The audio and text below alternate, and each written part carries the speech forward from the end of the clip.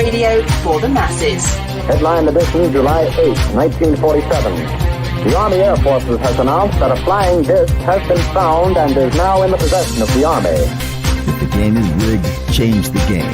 Game changer.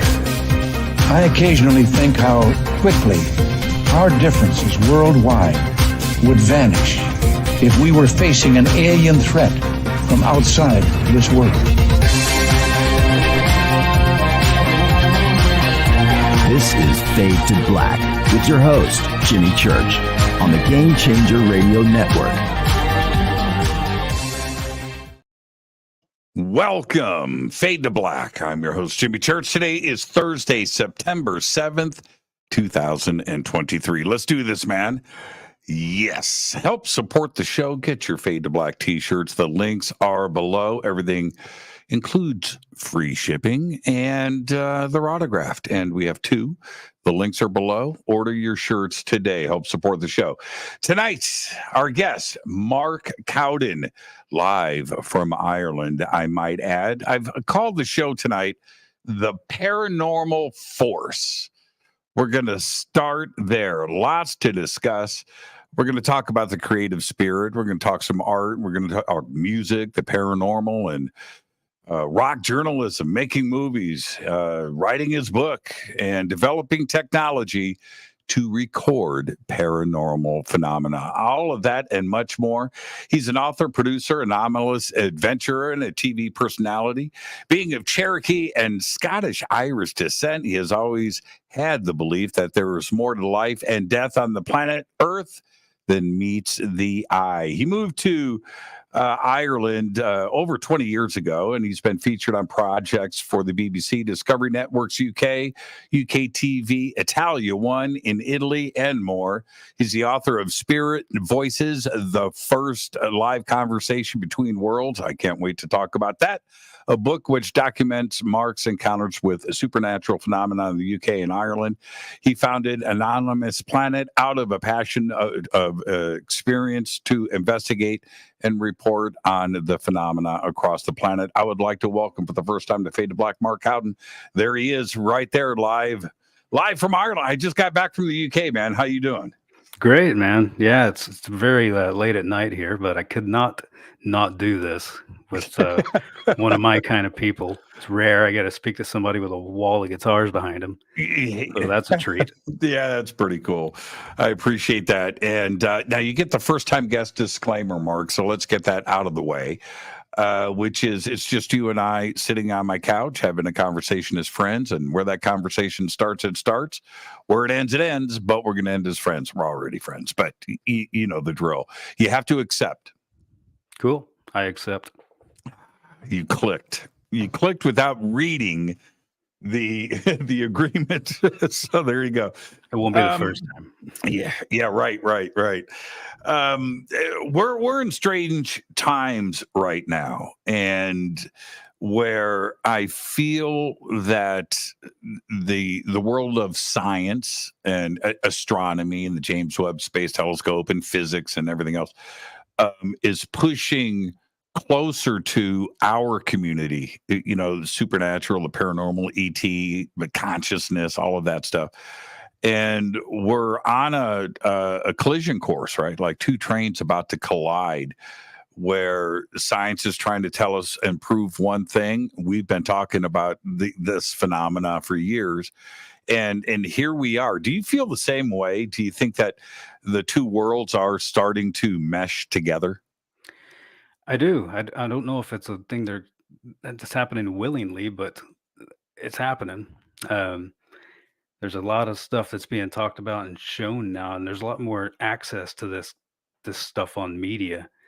You know, before it was easy for science to discount a lot of these things, but now it's so in the face, and there's a lot more people who can talk about their own encounters and get it out to the world in real time, that it's happening naturally. There's a lot of scientists, even a lot of doctors now, who are bringing in the holistic approach and the alternative therapies into their practice because they've seen evidence of this stuff working.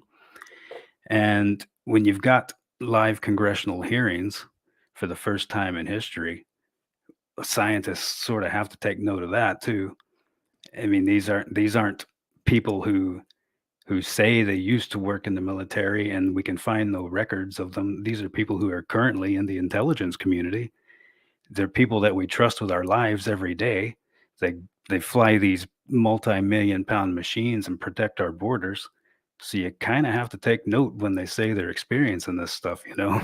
So That is such a good point. In that some of the science skeptical scientists, I should say, they always depended on the rhetoric coming out of the military and the intelligence communities about the phenomena, right? Whether it's ET or consciousness or parallel worlds, and that we're crazy, and this is just all pseudoscience and what have you. But now they don't have that to depend on. And it's their own data, right? James Webb and exoplanets and the knowledge of what the universe really is. They have to back up now and kind of change course. I agree with you 100%. yeah, I was having a debate with one of the famous scientists over here, well-known guy, but he just can't get his head wrapped around this concept. And he just says, I'm still not seeing any evidence. And I'm saying, but these guys are the evidence. There's obvious reasons why they maybe can't say on national TV some of the components of these things. But if two policemen are walking down the road and they see a murder and nobody else sees it and there's no other evidence, well, that is the evidence. These are trained observers. Same with these pilots, same with these intelligence people. Whether or not they can tell us openly what they're seeing because of security reasons, the fact they say they're seeing it is the evidence. It's one of the best points I think that we can make with this is that I don't know the number, but it's got to be a big one. Probably tens of thousands, maybe hundreds of thousands of convicted felons on eyewitness testimony, right? Yeah. And it's good enough for that. It's good enough to convict somebody of murder. But if you see something in the sky, that's not good enough. And it's not even Bob down at the trailer park who saw something out of his window. These are trained PhD scientists flying multi-million-dollar machines. They're not your everyday witness, They're pretty credible witnesses. Yeah, one of the speaking on the subject of ET, I was on with Christina Gomez earlier today, and we were talking about David Grush, and I think that the most remarkable part wasn't so much what they said, because that was amazing enough. We're talking about raising their right hand and swearing to tell the truth on live television in Congress. That's about UFOs. People don't understand the consequences for lying in that platform. Yes. Yes. A long time in federal prison. I'm telling that is, if we just stop right there, that is remarkable enough, and then you can go into what was said. And earlier today, we were talking about the alien bodies, right? Where are the bodies? And the point, and I want to ask you about this because Grush says he called them biologics, right? And so we have the pilots of these crafts that we have recovered. And if we look at the historical precedents of cases in the past where allegedly, I'll just say that, alien bodies were recovered, we have that. We have case after case after case. It's not just Roswell, right? There's probably half a dozen or a dozen cases of alleged alien bodies, alive and dead, by the way, that were recovered. And I think that's an important point, don't you? Yeah. Roswell gets all the press and the glory because it's the most well-known, but there's loads of accounts of this happening all over the world. Every superpower has their own Roswell. And now you've got these other kind, like you got people from Canada, people from Israel that have come forward. Like South America is never too far behind. You know, we're eventually going to have to catch up, or somebody else is going to do it. Like the worst thing would be Putin coming up with disclosure. You know, what would it look like if we were behind that? You know? Yeah. That's been discussed more and more. That it's kind of a weird little side subject in the UFO community, because so much of the focus is on the United States, and especially if you're in the United States, it's like this is an American phenomena, and it's not. It's a worldwide phenomena. You brought up a great point. Every country's got their own Roswell, and if we don't disclose and get to this, somebody else will. And do you really want somebody like Putin to say, "Hey"? No, I think that's bad PR. That's bad marketing. We've spent so many decades trying to keep above these guys with going to the moon and getting the space and all this. It would just be mud on our face if they got the disclosure before us. Now, you're over in the UK. You're in Ireland, and I just got back, and I was talking to so many people that live there about this subject, and I asked them about the views of the British government on ET and the phenomenon contact, because the world knows what's going on with Congress and the Department of Defense and stuff. Everybody's well aware of it. And I got the impression, well, I was told this directly, the UK government's not talking about it at all. And do you feel that is an accurate statement? Oh yeah, it's accurate. It's the only news coverage that we would get over here would be the coverage of what's going on in America. The British government have not come forward with any information that I know of.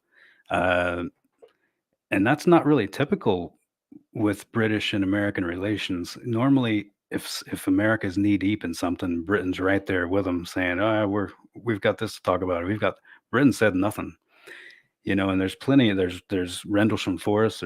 There was a UFO crash 30 minutes from my house in Northern Ireland that I found in the FBI files. You know, this stuff's happened all over here as well, but for some reason, they're not talking. It's not in British press unless they're requoting an article that was already in American press.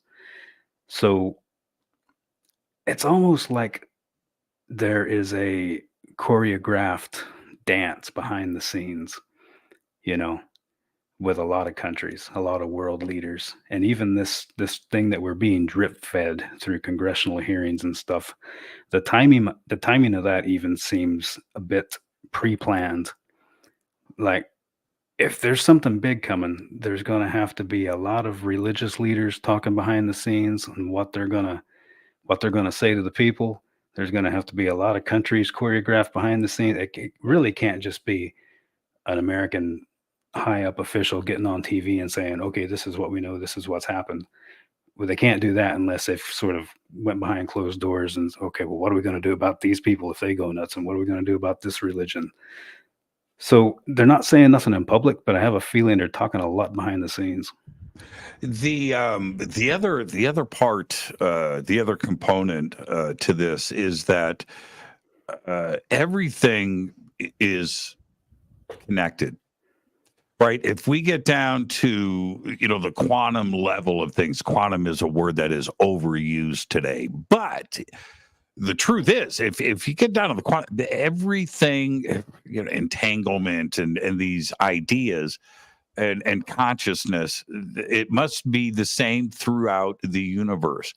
And so when we talk about the paranormal, even Bigfoot, right? If we talk about the paranormal or the supernatural, this is something that's going on in a way that we don't fully understand. But once we start to figure things out, I think that we'll find that everything is connected. UFOs, ET, ghosts, the paranormal, spirits, parallel worlds, interdimensional, you know what I mean? Yeah. It'll all just reveal itself, right? Yeah, because part of the debate I was having with that scientist is he was saying, well, I know 100 astronomers who constantly have their eyes on the skies. And if there were beings and ships traveling light years to get here, one of them would have seen it. And I said to him, well, what if you're looking in the wrong place? You know, what if they're not traveling light years like a meteor or like a comet? What if there's another way that they can come in and out of our reality? And when you look at it that way, that also explains the Bigfoot accounts that have happened here in Ireland, where it is impossible that this is a creature that could have naturally evolved because Ireland's forests have been gone for centuries. There's very little trees here. It's a small country full of people. There's literally no way a 7 or 8 foot tall bipedal creature could have naturally evolved in this country and not been detected. Yet there are plenty of Bigfoot sightings close to the area that I live in by credible, military people. So paranormal is the only explanation. Now I just learned something. What do you mean there's no trees in Ireland? There's very little forest in Ireland. Really? Yeah, it was all the hunter gatherers sort of went away a couple thousand years ago, and they started knocking down the trees and farming the land. So you've got these small pockets of forest that are maybe 15, 20 acres big, Right. and that's it. That's it. It's not like the Pacific Northwest where you can literally go hundreds and hundreds of miles in the country that no humans ever been. Yeah, you could believe there could be a creature there that has been undetected for all these years. But there's as many sightings in Ireland across the mountains of a 7, 8 foot tall bipedal creature, and they're by credible witnesses. So there's no way it could be a naturally evolving primate here. Wow, that is fascinating to me. I did not know that. I have let's stay right here for a second, if we may. I've been on the fence about Bigfoot. Okay, all right, because I think that we're talking about two different things. An evolved species that is just DNA and us that is undetected. And we find new species every single day that we didn't know were there. Okay, there's that. Then there's the other side where the possibility of something interdimensional, and I, again, an overused word these days, but that helps me explain a lot if you go in that direction. And as crazy as that sounds, it answers a lot of questions that we have, no bodies and know this and not, as far as I know, nothing's been hit by a Greyhound bus, right? Yeah. and bones and whatnot. So I'm kind of with you on that. The interdimensional Bigfoot, I know that there's people out there that are just going to back up and go, no, that's nuts. But I'm kind of leaning in that direction. Yeah, and I mean, and that doesn't mean that there can't also be a naturally evolving creature in the Pacific Northwest. Maybe it's two different creatures, and maybe because Bigfoot's in pop culture, that anytime we see a 7, 8 foot tall creature, we're going to think it's Bigfoot. Now, if you look into the folklore of this area that I live in, where the recent sightings have happened that people are saying are Bigfoot, there's folklore of werewolves. So maybe 200 years ago, when people saw these creatures, Bigfoot wasn't on TV and didn't have an agent. So the closest thing they could have thought, there were wolves here. So they thought it was a big wolf, a werewolf. And that's what I like to do, is I like to take the modern accounts in an area and then look into the folklore and see how far back people have been reporting things in the same area. In this area here, we've got Bigfoot in present day, we've got werewolves, and then you go back 1,000 years before that, you've got giants. There's probably 200 megalithic tombs within 15 minutes of my house, and they're all called Giant's Grave, this Giant's Grave, that. And what I found about the folklore here and the people here is these stories, when they're told from generation to generation, they don't get diluted much. They're pretty accurate today as they were told, 500-600 years ago. Now, you've been in Ireland for 20 years and you don't have an accent. Explain that to me. You sound more American than I do. Oh, this is my broadcast accent. Okay. If I've had a few beers, I sound like I was born down the street. Yeah. Okay. I was talking to some people over in the UK about this, where you have an American actor, male or female, doesn't matter, playing a British person and faking a British accent. You can tell, and it sucks. But you have somebody from the UK doing an American, right, with an American accent. It's spot on the money. You can't tell the difference. How many times have I been shocked? What? You're from where? Yeah, you take Colin Farrell or you take Liam Neeson. Liam Neeson's 15 minutes away from where I'm living now. And I never knew these guys were even from here, until you bump into them on film sets and stuff, and they have this really strong Dublin accent or this strong Northern Irish accent, and you're like, yeah, you guys are talented. I'm trying to think. The guy that plays on the TV show Billions, what's his name? And anyway, he's British. And I didn't know who, I get hooked on Billions and I'm watching, he's playing a guy from New York, right? And then I see him in an interview. I was like, what? How perfect. I'm fooled. So I was asking everybody over in the grape, can you tell when an American actor is faking a British accent? And they were like, every time. It sucks. They can't do it. It's very strange to me. What attracted you? I know you have an Irish background, but how do you just pack up and move from the United States to Ireland and stay? Well, at that time, I didn't know I had an Irish background until I got here and found out once I moved here, I'm actually a half an hour's drive from where the very first Cowden lived. I mean, how ironic is that? But yeah, like the bio says, I've been into music my whole life, from about 4 years old, and then naturally, it started. I'll tell you how it started, and it's also my first paranormal experience. I was 4 years old, somewhere in Texas. I was in an old Monte Carlo car, and I remember it was hot, really hot. And back then, there was no car seats, there was no seat belts. You just sat in the front seat with your parents, windows rolled down.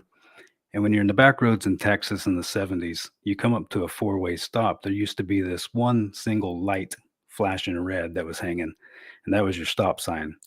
So I remember my mom was driving, and she stopped at this red light. I looked, there's no other cars anywhere, not in front of us, not beside us. I was wondering why she was stopped. And I looked over, and she pulls this black thing out of the glove box, shoves it into the dashboard, which I later found out was an 8-track tape.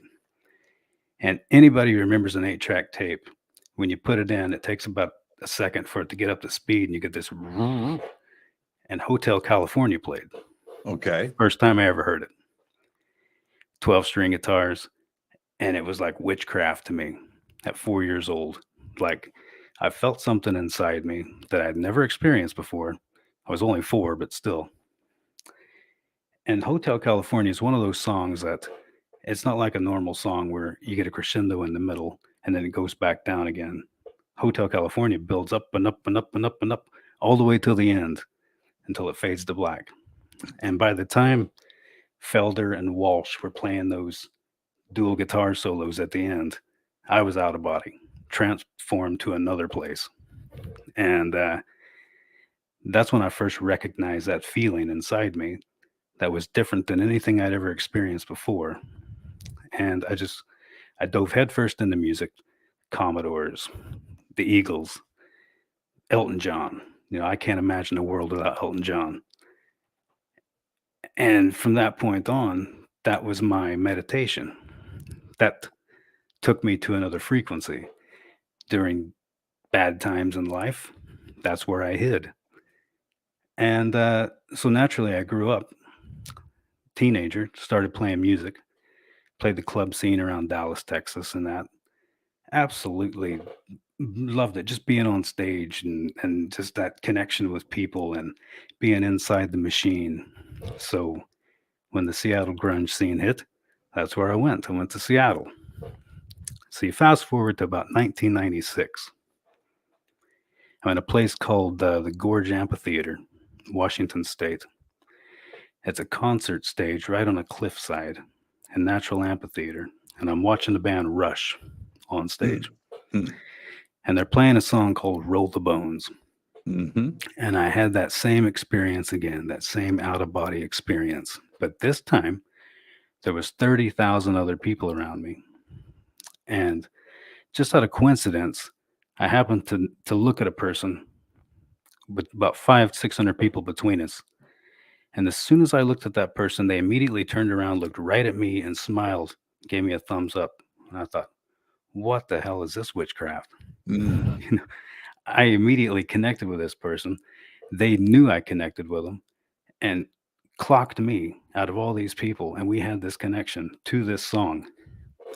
So I tried it a couple of more times. And every time, every person I focused on looked right at me. Wow. And the thing is, Rush don't believe in anything spiritual, anything paranormal, especially Neil Peart, who wrote most of the lyrics. He thought it was all nonsense. And I'm thinking, dude, you need to be standing where I'm standing, because where I'm standing, this is a pure spiritual experience.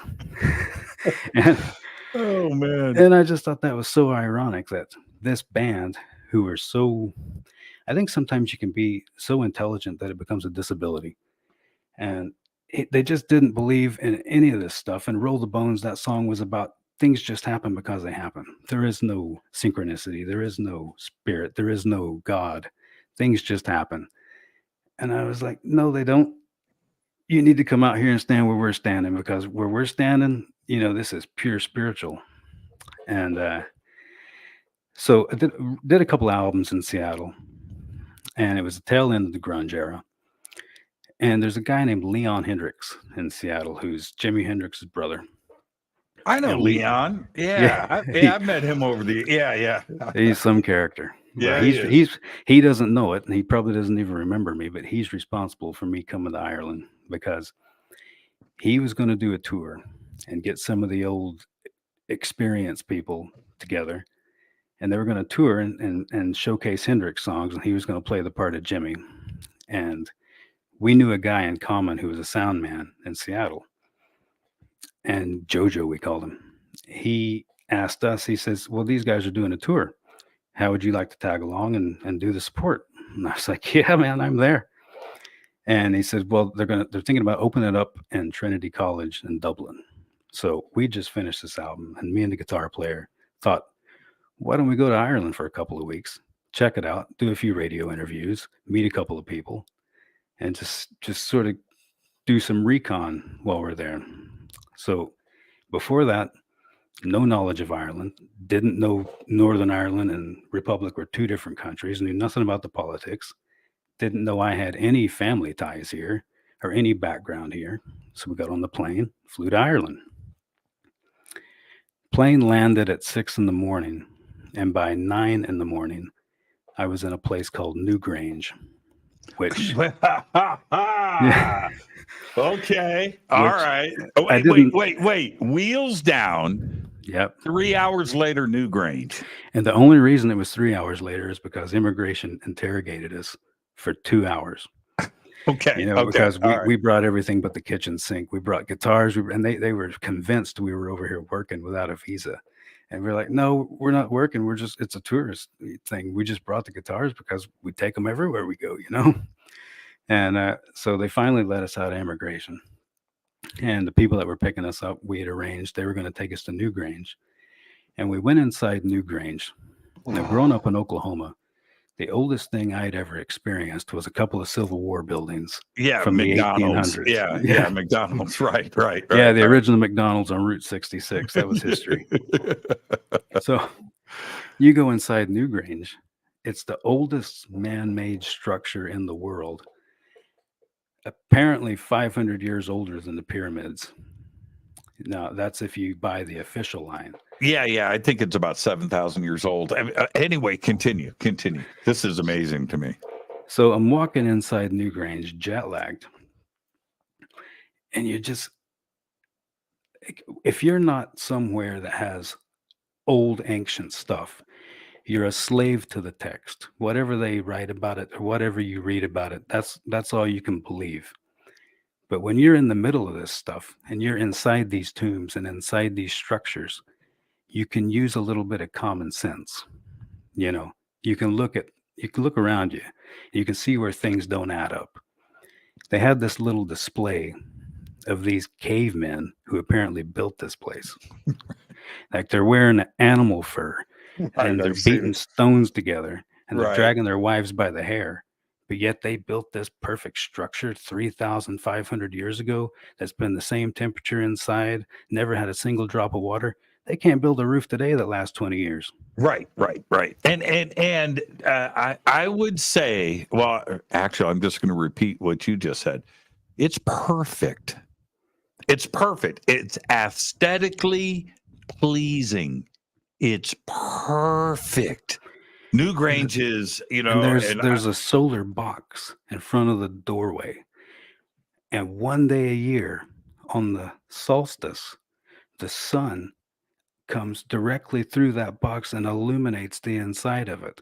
How the hell does cavemen design this? Yeah. So there's something that they're not telling us. Either those people didn't build this, or this thing is a lot older back when there was a civilization that did have this knowledge. For some reason or another, they're not here anymore, and these cavemen inherited it.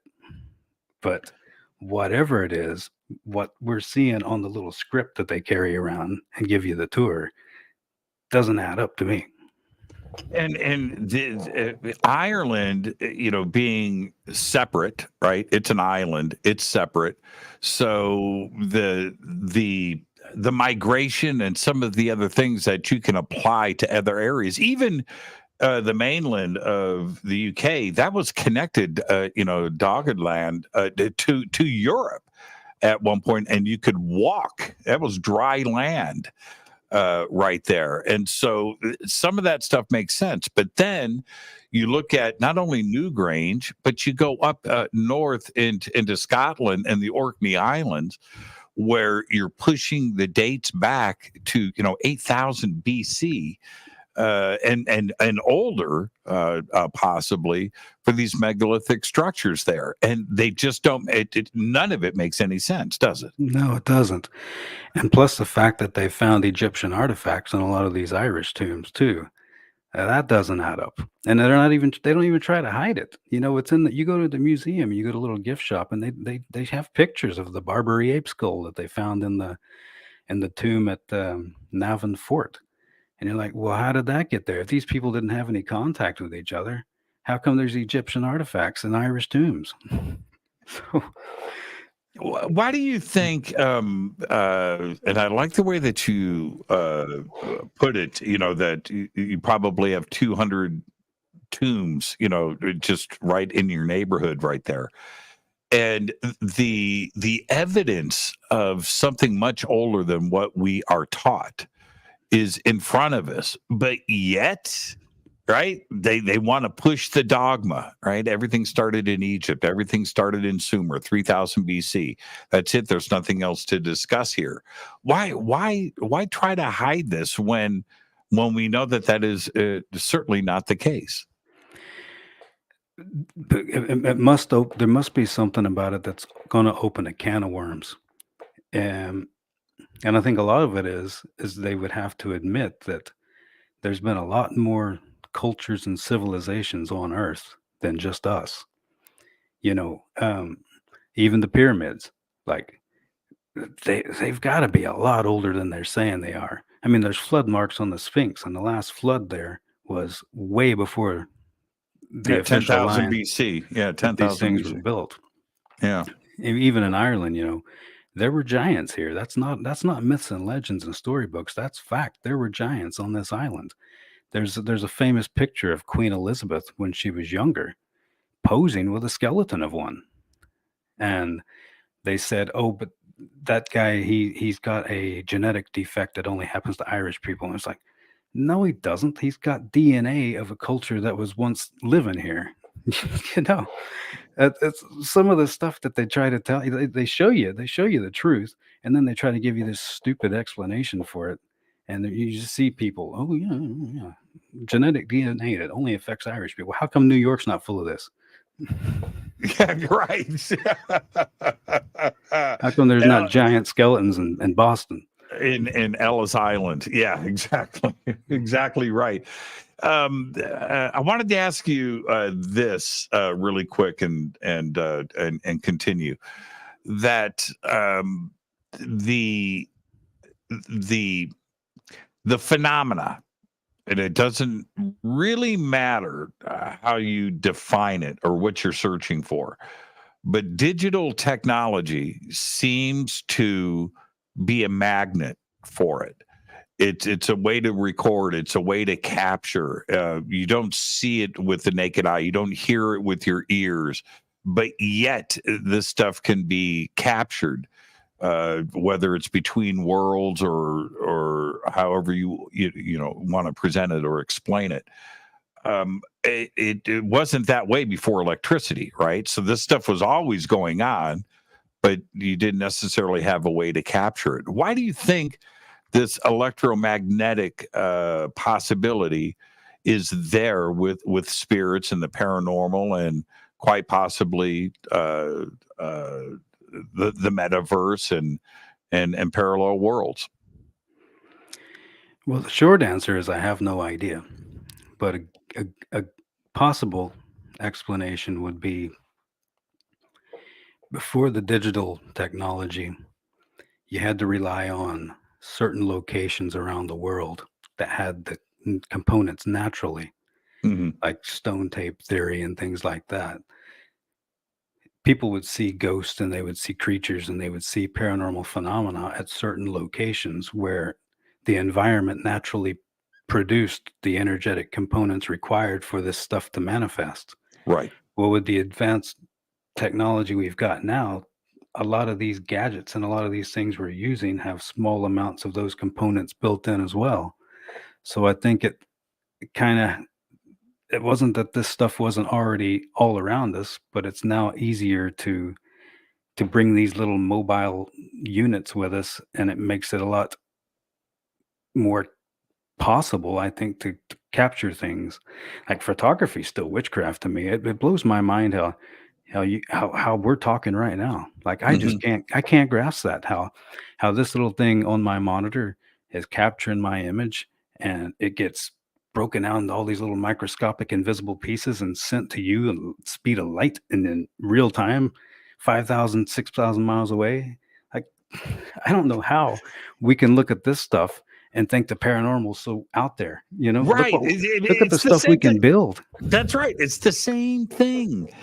It's the same thing. This image, you're right about that. This image that we're seeing, it's the same idea and the same concepts of anything else that is out there in a different wavelength, in a different frequency. It's just captured in a different way. It's the exact same thing. I couldn't agree with you more. Pay attention. We actually build things modeled after our own existence. You look at the iPhone and the iCloud, and that's exactly the way meditation works. That's exactly the way you tap into other frequencies, or you access, divine frequencies or spiritual guides. It works exactly like an iPhone, and we subconsciously build these things modeled after ourselves. I remember, okay, so we all watch Ghost Adventures, right? And oh, by the way, over in the UK, I could not believe this. I'm in my hotel in London, and I've got a few spare hours, so I'm just flipping through what BBC 1, 2, 3, 4, whatever. in the hotel. Every channel all day long on British television, paranormal TV, got nothing but ghost shows.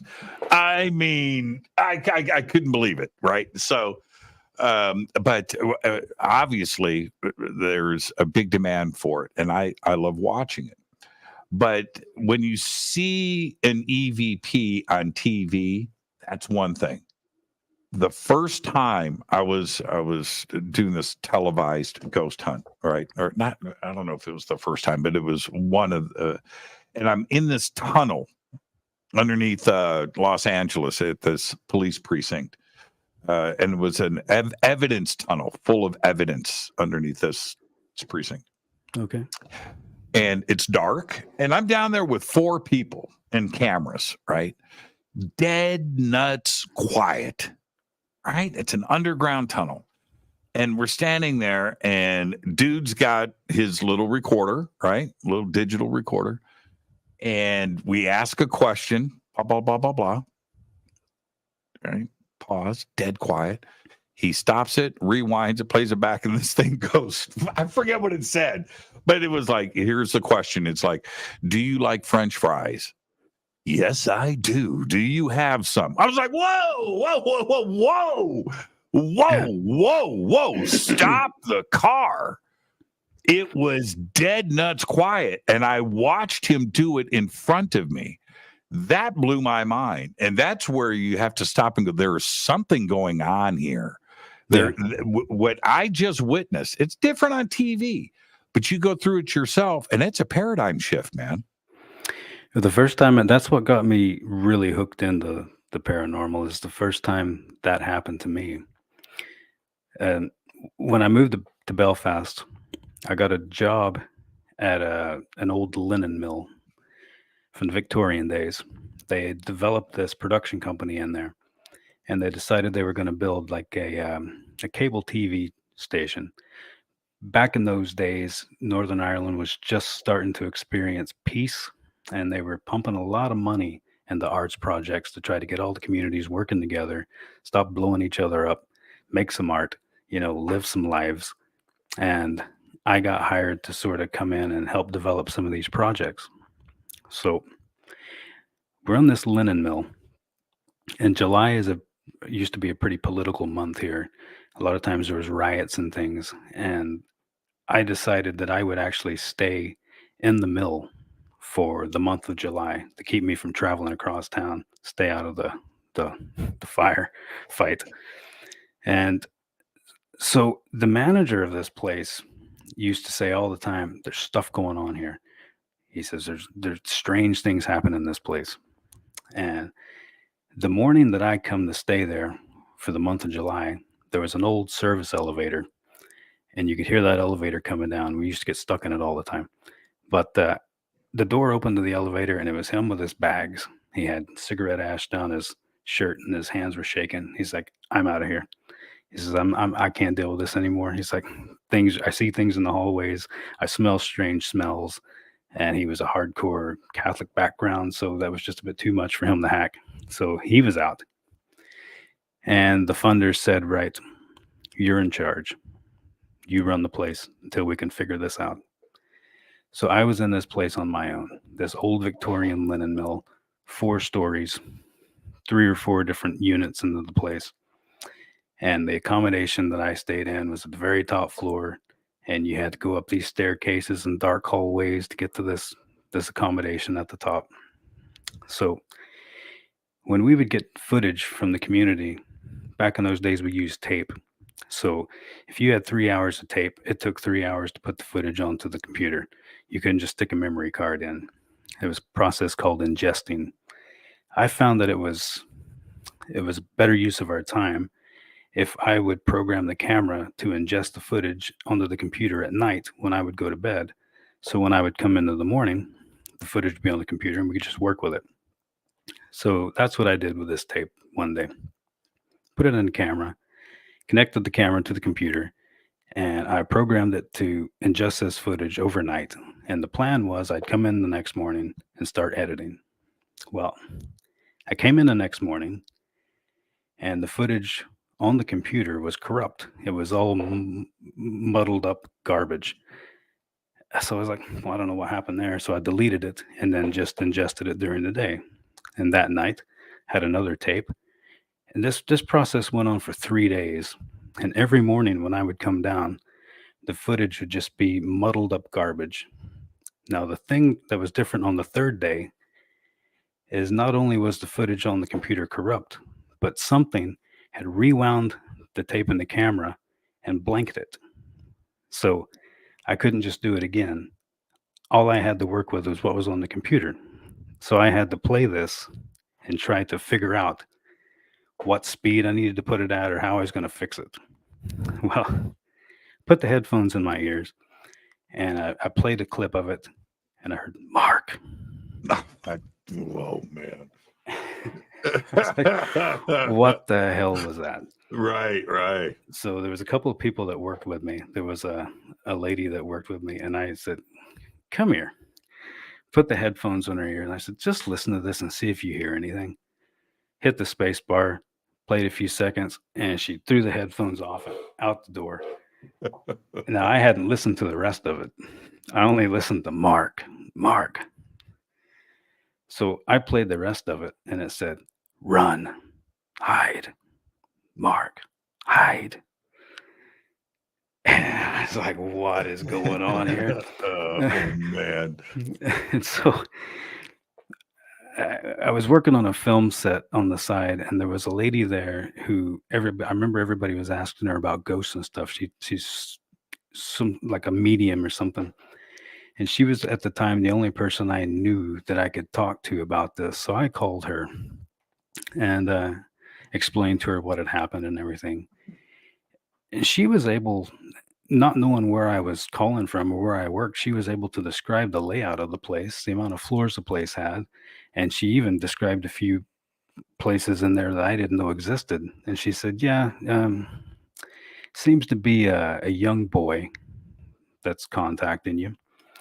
He seems to have died in an accident at that place. And she says, he's not the only one. There's a lot of them in there. There's some sort of tragedy. Something happened there that killed a lot of people. So I said, right. And she says, the boy wants you to know his name. He says that if there's somewhere that you go in the building and that his name is written on the wall. And this is all coming in overnight. I went from, I'm a camera guy that's into the paranormal. I like music to all this stuff, messages being left on a computer and all this stuff overnight. So I went walking around the place, and sure as hell, I found his name written on the wall at this place that I had a drum, an African drum. And sometimes I'd go and sit in this hallway. I had good acoustics, and I just play this African drum and and she said, he likes it when you play the drum. Now, she had no idea that I did this. Right. So from that point on, I used to go up there and I'd play for him. And me and him sort of, we developed this sort of friendship where What was his name? Darren. That's a unique name. Okay. Did you start to call him by name? Did you? I did. Hey, Darren, what's up? Started calling him Darren. I talked to him when I was walking through the hallway. And the problem was he wasn't the only one. And it was the thing he was telling me to hide from that I would later discover. And we were able to look at old records and blueprints and stuff. And we found that there was a kid that was killed in a machine accident. These linen mills are dangerous places. The official age for working there, I think, was maybe 14, but they would waive that. Times were tough. Sometimes they would let 9, 10-year-olds come in, and this kid got sucked into a machine and killed. So the thing that we hadn't discovered yet was one of the floors of another floor had caved in, and there was about 20 women on that floor. They all died. And there was a caretaker whose job it was to maintain all this stuff. And he was the one that I was being told to run and hide from. He did not like people in there. He didn't like visitors. He was grumpy. He slammed doors in my face a couple of times. He threw things a couple of times. And so he was the problem. So I ended up my median friend, she came in and we did a lot of work, and she did a lot of clearance on the place, and things got better. I don't think she ever got rid of the old man, the caretaker. I think he's still there because the place has now been developed into luxury apartments, and there's still a lot of reports coming out of there about that area of the building and things happening. But she was able to calm a lot of it down, and it was a real unique experience to get that message, that recording on a tape, calling me by name, getting this woman in who was a medium who was able to identify all these things, and it was like basic training into what would later be a life of paranormal.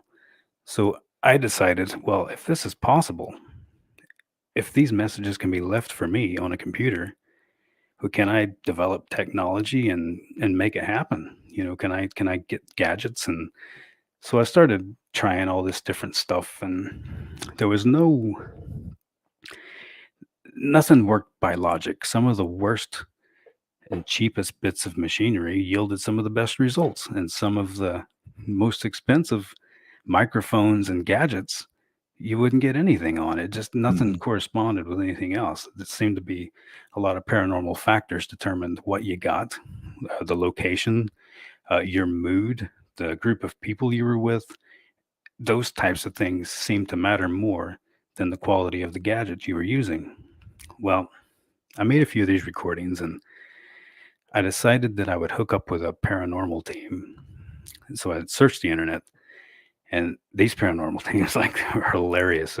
Some of them look like a military death squad, and some of them are real geeky, and some of them look like the bridge of a starship. They have these titles like Chief Commanding Officer of Digital Communications, and and this guy's he's an Uber driver by day. And stuff. Right. I found this group that they seem to be level-headed, and they were very scientifically minded, and gave them a call, and I started going out with them to these locations, and they were all good guys and girls, and it got me access to castles and mansions and places other than the mill, and to try different things with microphones and gadgets and stuff. So we ended up getting this TV deal with the BBC to do Ireland's first paranormal show. And the BBC were very strict about it. They wanted something factual. And it's very rare that you'll see a paranormal show labeled as factual. It's usually entertainment. Well, that meant a lot of research. So we researched for a year to get 6 episodes and hundreds of places. Inside every dungeon, every castle, every mansion, every jail in the country, just to get these 6 episodes. But they were 6 episodes that we always got stuff in, and it was the best chance we had to present what we captured on electronic equipment to the BBC audience. So the producers came, and we took them to one of the locations, and they loved it, and we did a pilot.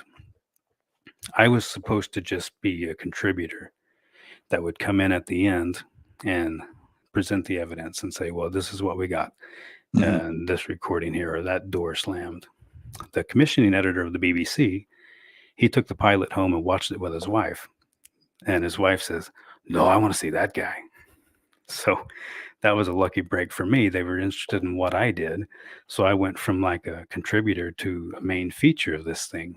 And it ended up being like every episode that played, that's what people wanted to say. Wanted to see, I wear a cowboy hat.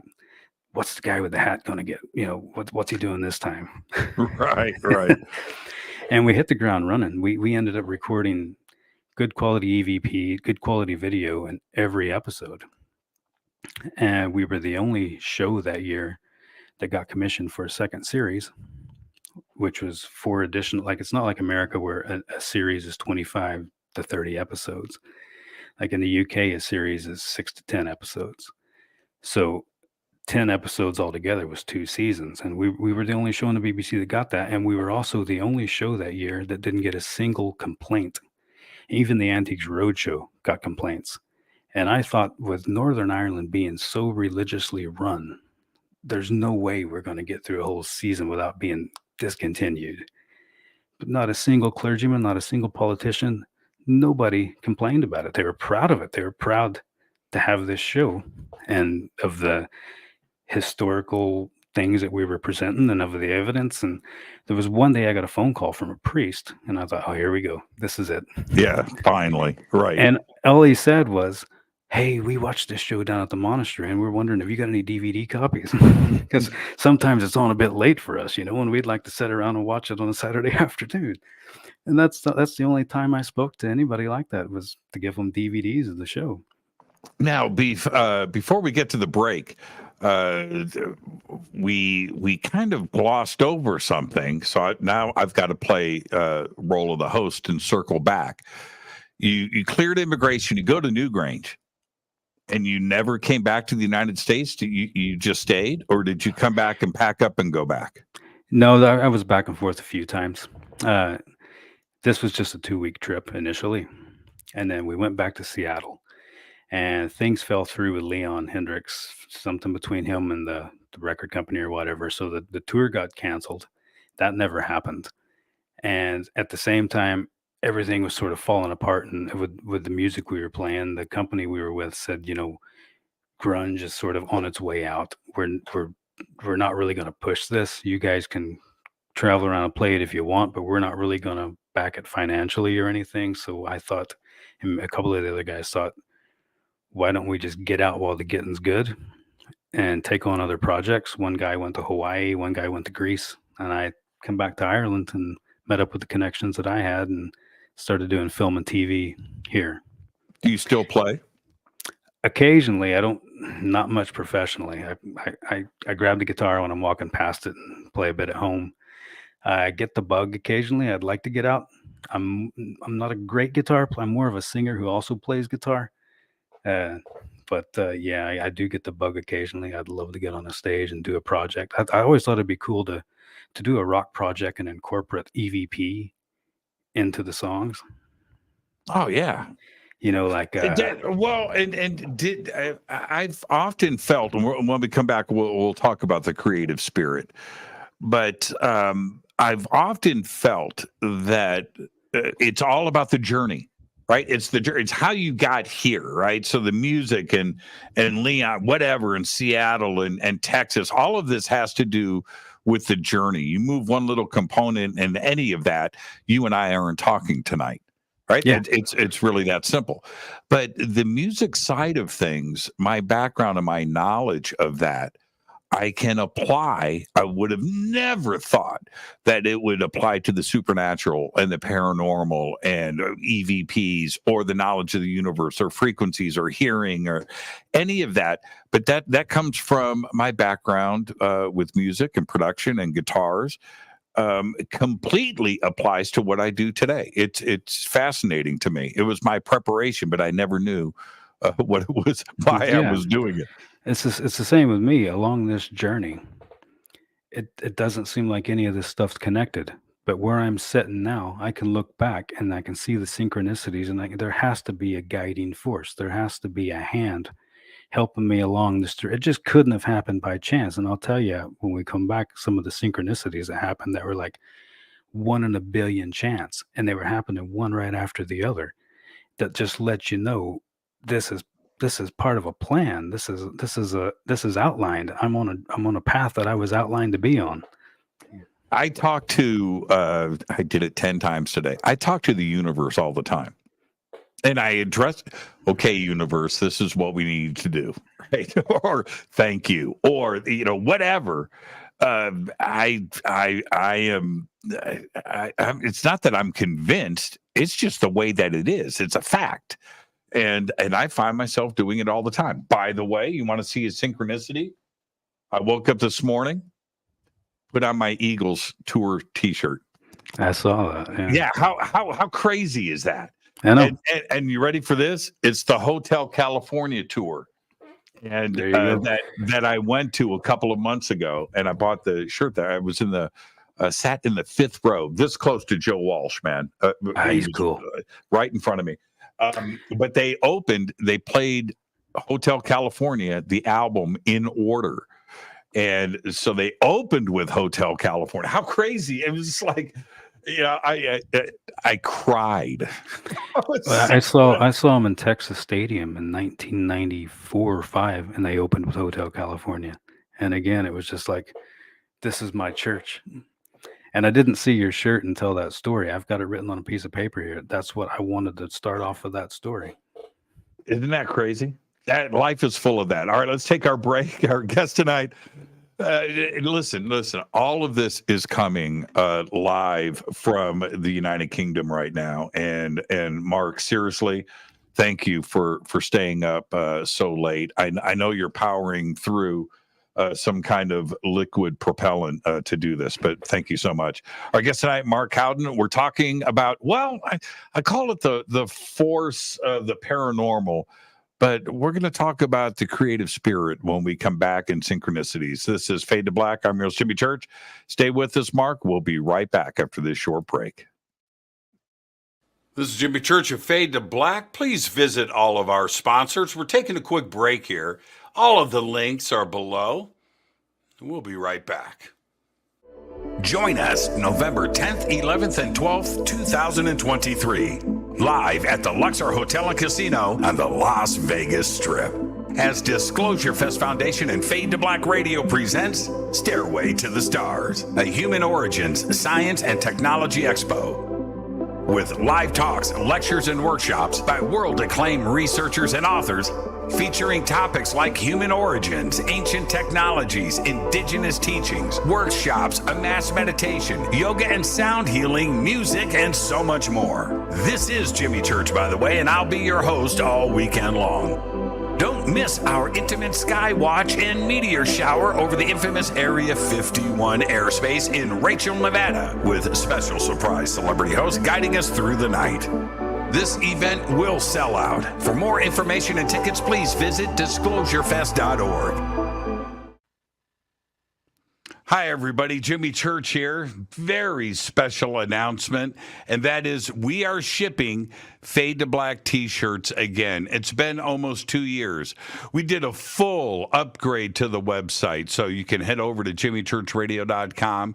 It's all simple to do, and it's right there. Remember, we broadcast 4 nights a week, Monday through Thursday. We bring you the best, the brightest, the most knowledgeable and amazing guests, the best conversations. We do that 4 nights a week. We also do 4 days a week. We broadcast the news, and we do that live too as well. It's not a one-man show. I do it with website support. I do it with producers. I do it with writers and artists. All contribute to the show. The best way to help support what we do here is with the Fade to Black t-shirt. And you can get your Fade to Black t-shirt one of 2 ways. First, go to jimmychurchradio.com, order a shirt. It's really that simple. You're going to get a tracking number, it's going to get shipped, and it's going to get autographed. The second way to get a shirt is with a Game Changer membership. Now, the Game Changer membership not only includes a free t-shirt, but you get a private email to me. You get unlimited commercial-free downloads. You have full access to the website, and everything includes free shipping, and everything is autographed. So help support the show. Get your Fade to Black t-shirt today. The links are below. You can just go to jimmychurchradio.com, and it's right on the website. So there you go. I'm Jimmy Church, Fade to Black. I'm so excited that I just have one thing to say. Go Beckley Teppy. River Moon Coffee, makers of the Fade to Black blend. Truly the best coffee on planet Earth. Just visit rivermoonwellness.com or their Amazon store. It's all simple to do. You can check out the Fade to Black blend, the Game Changer blend, or any of their Black Moon Wellness products. It's the only coffee I drink. It is the best, and it's Doc. Again, rivermoonwellness.com. All right. Welcome back, Fade to Black. I am your host, Jimmy Church. I guess tonight, Mark Cowden, live from Ireland. Yeah, and Mark, you're right, man. The technology to pull this off, it never ceases to amaze me. We were talking about synchronicities right before the break, and so many people. This is what is nuts to me. So many people don't pay attention. If they just right, they just the world is black and white. It's 2D. They don't ponder, right? And synchronicities happen to them all the time, but they're not paying attention. Yeah. Why do you think that is? It blows my mind. People are on their own journeys. We worry about the electric bill. We worry about kids' future. We worry about the old vagrant we see on the street. And there's just, I don't know. That's the whole reason I even wrote a book. Like, writing a book's paranormal to me. I'm from Oklahoma. I was never going to write a book, but I wanted to. I've had all these experiences and seen all this stuff. And I wanted to reach people who were sitting on their sofas doing a 9 to 5 job that they hate, wondering at the end of the day, is this all there is to life? And then I end up in a hole in the ground. It's like, no, man. Like, this is a mysterious universe we live in. And there's things happening right in front of your eyes that could change your life, and all you got to do is see this stuff and recognize that there's more to our existence than flesh and blood. I had that with the creative spirit, with my experiences with music. That was a very important feeling when I was 4 years old, because that was going to be the same feeling, not exactly the same, but from the same place and the same template as later on in life when I'm in paranormal situations. I get that same feeling inside me. I do a lot of government work, dowsing maps and finding things out in the middle of nowhere.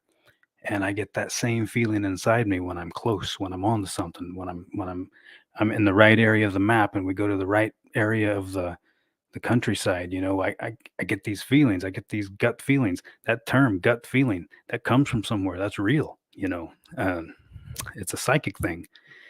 And like when you're doing these big moves and you're doing these life-changing things, especially at a young age, you're going to question yourself. And I question myself. Am I making the right move going across the world to a country I've never been to before? Well, then you get these synchronicities that let you know you're on the right path. So when I first got to Belfast, 1998, I was craving playing music again. So I bumped into these guys with a band, and they needed a keyboard player. I never played the keyboard, but I knew notes, I knew music. So I said, "Hey, I'll do it." And okay, we got a gig Friday. We'll come to these rehearsals. So I got a keyboard and I wrote the notes with magic marker. I just watched the bass player. Whatever note he hit, I hit the same note, and they thought, "Hey, that's really good. That's amazing. Yeah, I've been working on this." So I blagged my way into that. But this girl that they had doing lead vocals, her and I were talking. Never met this person in my life. She said, "Where are you from?" Well, Seattle's where I came from. So I said, Seattle, you know.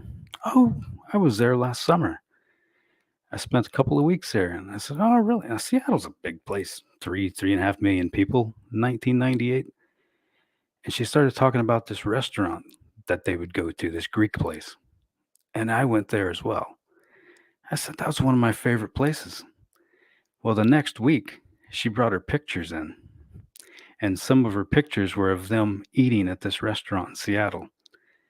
I was in the background of one of those pictures. 5.5 billion people on the planet at that time. Yeah, exactly. You took the words right out of my mouth, right? What are the chances of that? Yeah, the 8 billion people on this planet, and you walk through the door of that restaurant, right? What movie was that? What was that? Casablanca or something? And the funny thing is, a year before that, I was in New York, and I was catching a flight in New York, and I had a couple hours, so I went out walking around, and I found this bench, and I had a bottle of Bushmills whiskey in a bag. And I just sat on this bench and I took a couple of drinks of this whiskey. It was just killing time. And this dude, I caught out of the corner of my eye, I saw him watching me. He saw that I had this whiskey. Now, I thought this guy was a homeless guy. And he edged closer and closer and he sat down on the bench beside me and he looks at me and I said, "You want a drink?" And he said, "Oh, I'd love a drink." So he had a cup. I'd fill his paper cup up, and him and I, we just sat, didn't talk, just sat and drank this Bushmills whiskey for a couple hours until the bottle was gone. He went one way, I went the other. The next day, after this girl brought in these photos of Seattle that I was in the background of, I bumped into that guy in Belfast that I drank whiskey with in New York. And I knew I recognized him, but I didn't immediately place who he was. But he saw me immediately and ran over to the other side of the road and he says, "You're the whiskey guy in New York." And I said, "What are you doing in Belfast?" And he says, "Oh, I'm a professor at the university." I thought the guy was homeless. So those two synchronicities, one in a 8 billion chance. 2 both days in a happened- row. Yeah, 2 days in a row. And that's sort of, you got to take these hints, you know. I'd been asking myself, am I making the right move? And I get 2 things in a row that are pretty much no possibility whatsoever that they could happen in a lifetime. And 2 of them happen back to back, one day after the other. And you got to think, well, this is a message. Yeah, very strange. You know what? That happens to me in Vegas, like more times than I can count. And I thought about this a couple of weeks ago. It's funny that we're talking about it right now, because it just popped in my head. How many times Vegas is a big place? The world is a big place, right? How many times I've been walking through a casino and walk past somebody that I haven't seen in 10 years, 15 years, 20 years, and you get and you turn around and you're facing each other, dude, you know, and it's like the craziest thing. If I want to bump into somebody that I haven't seen since I was a kid, I go to Vegas. Just go walk through Caesars and you're going to bump into somebody. At least it happens to me. It's a very strange thing. And it's like every time I go to Vegas, by the way, it's a weird, okay. You're my guest, but I'll tell you this. There's a guitar player. He's now in Nashville. His name's Dave Marshall. Now, Dave and I toured. He was in a band called Brunette, and I was the sound guy, tour manager. They were a big band, hair band in the 80s in LA. So we go on this tour, 1990, I'm guessing, you know, we go across the United States and come back. But Dave and I on this tour bonded. He's an amazing guitar player, lives in Nashville now. But he goes on, and the tour ends, and we kind of go our separate ways. We bump into each other a couple of times. But I hadn't seen him in like 15 years. And Caesar's Palace, man. Walking through the casino. And we see each other, you know, from we just walk right up, dude. But that's just a perfect example. I'm like, what are you doing here, man? I'm playing with Julio Iglesias or something. Yeah. And but that's an example of what I'm talking about. It's like the strangest thing. We were so close, and then our lives go separately, and then boom, you know, we walk past each other at a casino. It's just weird. The world is such a big place, but you have to stop and recognize. And after that, we stayed in touch. Right. It was like we were meant to be friends, and we're still in touch to this day. And that was, I'm going to say 2005 that happened, you know. And, you know, we're talking about extreme examples of these things, but these things happen at some level to everybody. Whether you're thinking about somebody you haven't spoken to in a long time and the phone rings and it's them, but everybody can think of an example of this happening. And when these things happen, it's time to take note they're happening for a reason. You know, what have you been thinking about? What have you been questioning? You're getting an answer to something. or you're getting a sign that you're on the right track. And sometimes you get a sign that you're on the wrong track. But it's important that we open up to these things. Stop thinking about these small-minded concerns and worries when there's more to life than that. And if we don't open up a little bit and start letting this stuff in, then you're going to be a slave to that 9 to 5 job for the rest of your life, or you're going to be a slave to whatever conditions that's being imposed on you. But I just feel that there's a way out for everybody, and we have the components inside us to guide us to that open door. I mean, I think there's Did going to you? be more stuff come of this interview. Did Yeah, You're my kind of people, yeah, right. You're right about that. To pay attention, people, pay attention. The childhood that you had, did you have any visions about Ireland that you didn't understand? Did you ever see yourself being there where, you look back and you go, oh, that's what that meant? I didn't quite understand that. Did you have any visions of the future? No, nothing to do with Ireland.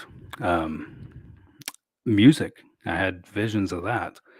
I knew I was going to go down that path, but in terms of where it was going to take me or the jobs I was going to be doing, I had no.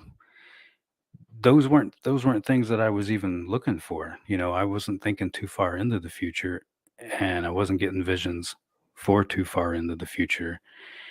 There was a lot happening in front of me. There was a lot I was learning about myself. Um, you know, a lot of this stuff. When you're little, you think everybody's the same, and then you start getting these hints along your life that no, maybe people aren't the same. And I, there was a time when I was a teenager in high school that I was sort of dating this girl, and it was sort of on and off, on and off, on and off. And we were only like 14, 15. And she said, I don't know. I don't know what I'm thinking. I don't know. And I said, well, I'll tell you. And I just gave her about a 5-minute speech of everything that was going on inside her that I thought was apparent, but was really deeply hidden inside her that nobody knew about. And her jaw just drops to the ground and her face turns white. And the next thing I know, I've got girls coming to my locker wanting psychic readings. you know, she word must have got out. I didn't think I did anything extraordinary, but all those things that I told her that I was picking up off of her flipped little switches that nobody, not even herself, knew much about. And as girls do, she talked to other girls, and all of a sudden, I didn't play football. Wasn't God's gift with looks. I'm 5 foot nothing, pretty much unnoticed. All of a sudden, there's girls hanging out at my locker, wanting me to. What do you see from me? Read my mind. What can you tell from me? I'm like, I don't know how to do that. Well, after that, you just carry a deck of tarot cards around with you everywhere you go. I mean, that's your play. I kind of like that. I could be your wingman with that. But the creative spirit, there's something. It is artists and poets and sculptors and painters and musicians where I think that their brain is wired just a little bit differently to accept these other frequencies and these downloads, and you get into the zone, that metaphysical, that meditative state where you go and get to another plateau of creativity. We understand that. Most people that aren't in the creative world don't get it. But I really had that question answered with me. I've always felt that. Rudy Sarzo, great bass player, right? Ozzy, Whitesnake, Quiet Riot, all that stuff. Rudy and I have been friends since the 80s, and we were partners in a recording studio for about 7 years. So we were very tight, we were just around each other like 20 hours a day, 7 days a week. I was really close with him, but I didn't know. So he calls me up. He had been listening to me on Coast to Coast and seeing me on TV and stuff. And he calls me up and he goes, so man, listen, I wanted to ask you a couple of questions about this. And I said, what are you talking about? Well, I just watched this. I said, Rudy, you're into this stuff? And he goes, Jimmy, I've been meditating and opening up my third eye pineal gland since 1982. I go, you're what? What? Wait a minute. What? I never knew that about him. The chakras and consciousness and crystals and ET and contact and third eye, and he watches every episode of this and that, and he meditates I never knew it. And we start talking to creative people, and they don't necessarily talk about it in public. Yeah. But once you open up, then you find out that creative people have the creative spirit, don't they? They do. And I think we all have the creative spirit to maybe not to create, but there's people that create art and music, or there's people that are affected by art and music. That's everybody. Like anybody that says they're not affected in some way by art and music, they're either lying or they just don't know about themselves. But that's what separates us from cows in a field. We create and we're affected by music, by songs, by art, by poetry. You can play Beethoven to a group of cows in the field, and I'm not saying it won't benefit them in some way, but they're not going to have an emotional response like humans do. That's proof of a human spirit, as far as I'm concerned. That's proof of a multiverse. That's proof of everything. Otherwise, why would we do it? And even some of the guys, like, for an example, a couple of the guys in Rush, who it's just mathematics. There's no spirit involved. I don't know if Neil Peart had any spiritual experiences before his death. I'm only quoting what I heard from Neil Peart in the 90s. Maybe as he got older, he did sort of accept the spiritual side of things. But typically, at some point, it clicks with everybody. That seems like such a revelation to me when it comes to Rush, because, well, for me, there was Rush through moving pictures, right? That era of Rush, and then there's Rush after that. And that's just me. That's just me personally. But they started to. They elevated. They got to moving pictures, and they just peaked, right? Peaked. Red Barchetta, right? I mean, right? They peaked, and then after that, they kind of started to just wash, rinse, repeat what they had done in the past. But right, but I don't. They changed the world. Right. And I'm not sure, maybe to some degree they appreciate and understand, but how they affected lives on a consciousness level, that we're listening to things like Spirit of the Radio or Trees. Listen to Trees. That's all about spirituality and communication and interdimensional nature, support, consciousness, and 2112. I mean, that is nothing but, right? That's nothing but consciousness. And this is a revelation to me. I had no idea. I totally approached their music through moving pictures in a totally different way.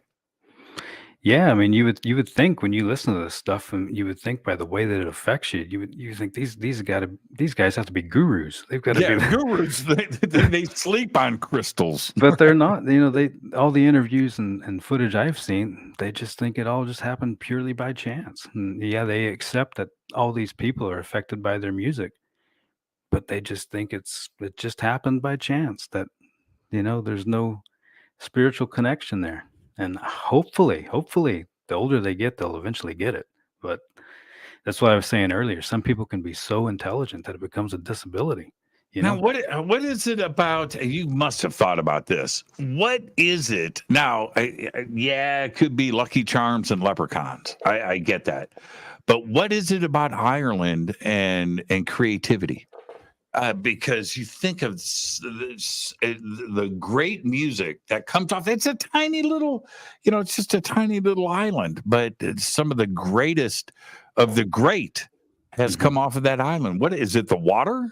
Is it the lack of trees? Is it the fog and rain? What is it? I think it's got a lot of ingredients. We were talking about country music earlier. There's a lot of honesty and truth in a lot of country music. Mm-hmm. And you've got an old race of people who've experienced a lot of hardship. They've got a lot of beauty around them. It's just, if you were to hand a poet a bucket full of the ingredients needed to come up with a poem, Ireland's got all those ingredients. You've got folklore, you've got visual beauty, you have a long history, you've got pain and trauma and suffering and hardship and being controlled by other nations and fighting for your freedom and getting your freedom. It's just, they've experienced everything you could possibly experience. And all you need is a bit of an ear and a bit of a singing voice. You've got yourself one hell of a barrel of talent. Right. You know what? I even like Enya. Yeah. Yeah. Oh, geez. Yeah. The UK in general is the talent pool and it just goes without saying, the greatness that's come out of there. And then Ireland is a lot smaller, man. And it's I don't know. It's got to be something generational and something in the DNA. Certainly, maybe it's Guinness. I don't know. Who knows? I mean, even Seamus Heaney, the poet, his house is probably 10 minutes drive away from my house. Even sporting figures. This little tiny country, but it's even beyond art. You won't find anywhere in the United States it's not full of Irish people. How did this little tiny country of now there's only maybe 5 million people in the whole country, yet everybody is Irish. Everywhere you go, they dye the rivers green in Boston for St. Patrick's Day. The impact that this little place has had on the planet. And it's strange. Another synchronicity is strange that I end up with no prior knowledge living half an hour from where the very first person with my last name ever existed. Yeah, it's bizarre. We're originally from Scotland, but it was Cowden in Scotland. And the Cowdens moved to Ireland, fleeing the English, and they dropped the muck from their name to just Cowden. And that house still stands where they lived half an hour away from me. Wow. That's fascinating. I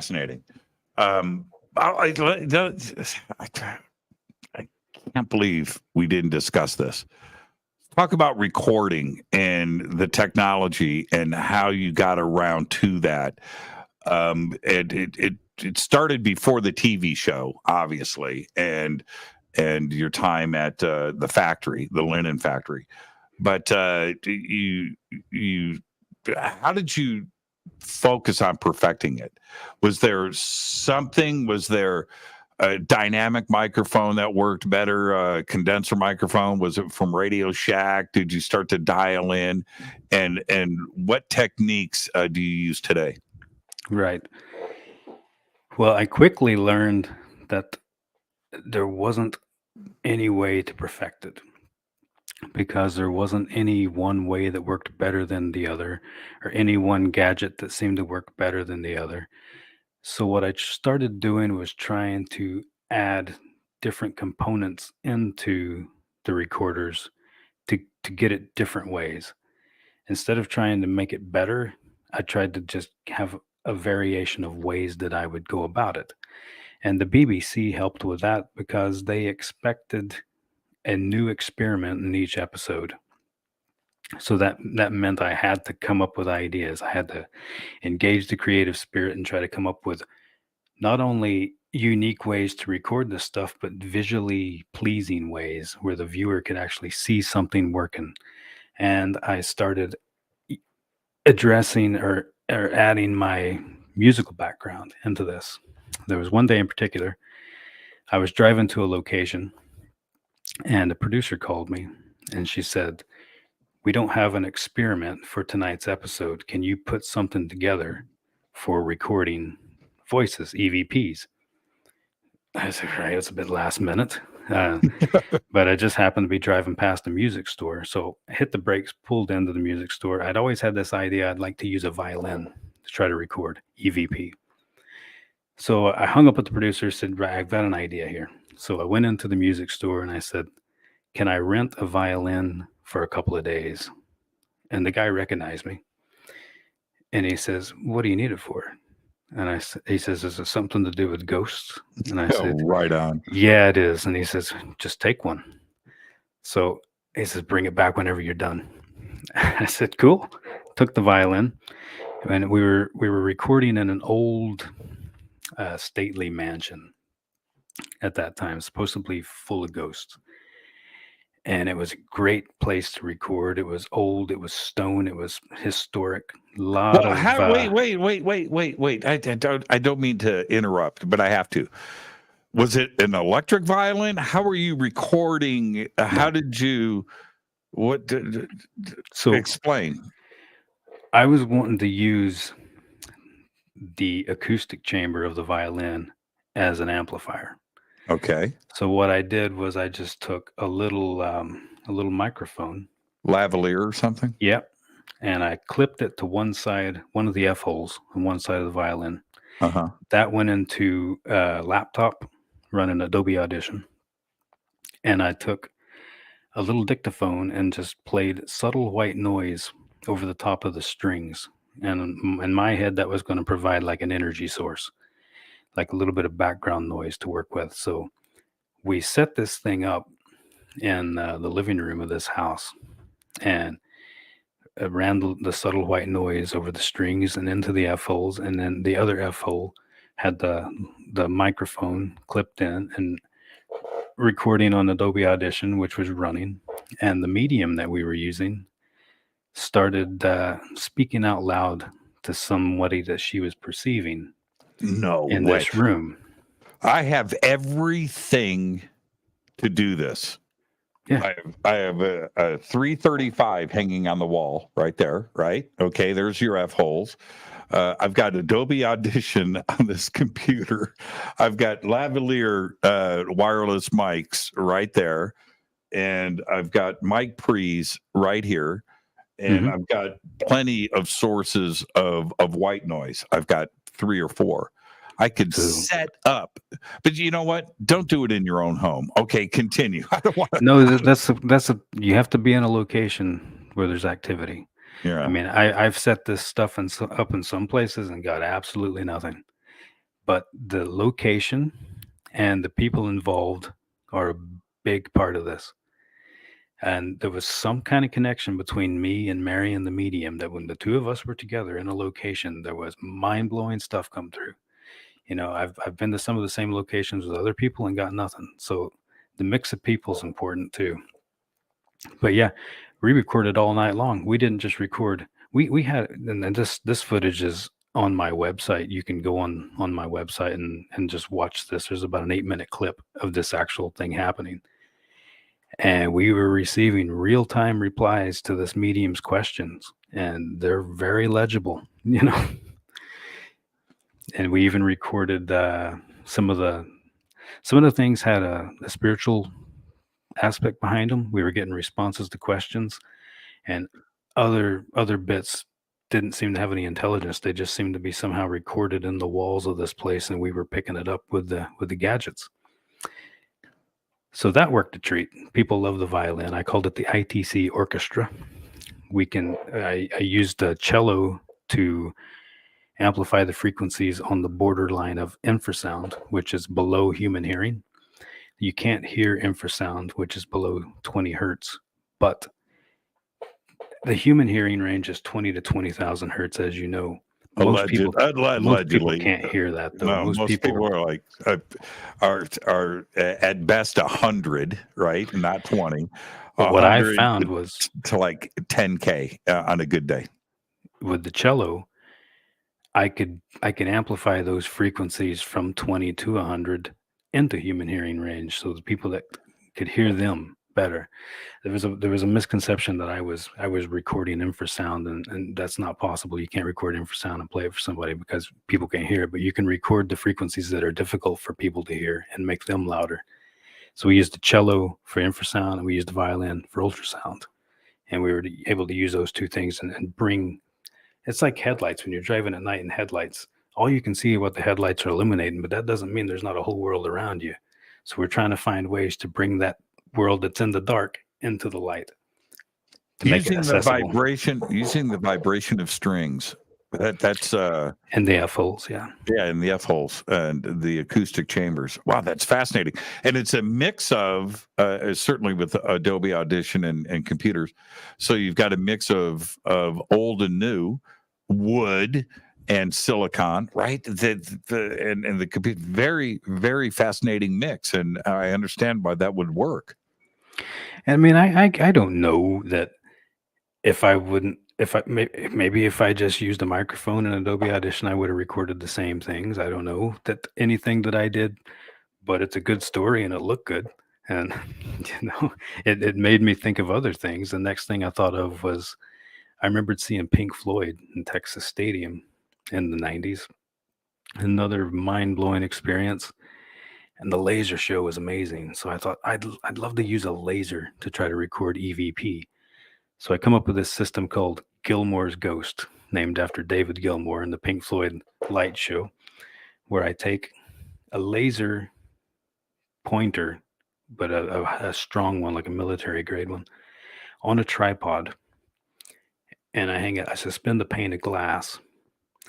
And you put this, you focus this laser onto the pane of glass. Most of it goes through the glass, but there's an element that gets reflected. And I catch that reflection onto a photo cell that goes into a little amplifier and again recording into Adobe Audition. This time I play the subtle white noise over the pane of glass, let it vibrate on that pane of glass, and we've gotten voices on the reflection of the laser. When we talk about EVPs, that's one thing, and disembodied voices is another. I mean, that's a freaky thing when you experience this. But when you have some of the white noise ghost hunting equipment, and you're listening to that, it's picking up random radio waves and signals and scanning through. Now, is it legit? Well, the timing of it and the questions and the words that happen are like beyond coincidence, right? And you have to pay attention to that for sure. But what you're suggesting here is a way to capture conversations. That's a totally different thing than a white noise generator and a ghost box, right? This is two totally different things. And capturing with a laser off of glass or the F holes of a violin, you're actually capturing voices now. Yeah, and it's not taken away from the ghost box, because I mean I've watched this thing that I think the Estes method they're calling it. I've done it. That's fascinating, and that was a really smart thing for people to incorporate into a ghost box because it takes a lot of the skeptics' comments, makes them invalid. I mean, when you got those headphones on and you're rhyming off things that you're hearing, and it's in correspondence to questions that's being asked, there's not a lot of argument that can happen for that. What I'm doing is just a little bit different. I like to work with vibrations and frequencies, and there's no radio waves, and if there is a possibility that you have picked up a radio wave, well then how's it answering a question? What are the chances of what you're picking up being relevant to the conversation that you're having? So I like doing things that way because it's visual, because of the projects I do and the TV shows and stuff. it's a visual world. You have to develop things that the viewer can see. Laser beams are cool.